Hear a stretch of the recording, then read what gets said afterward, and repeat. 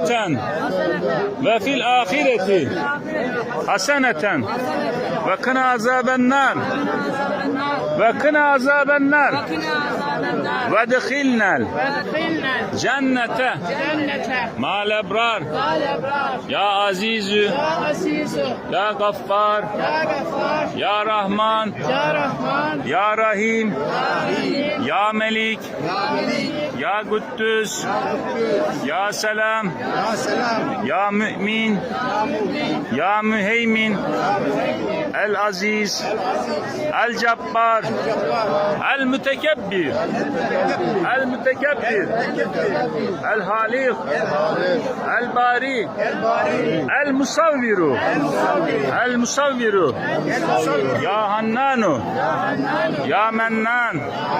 Evet Hacer Esvet. Bismillah Allahu Ekber. Bismillah Allahu Ekber. Bismillah Allahu Ekber.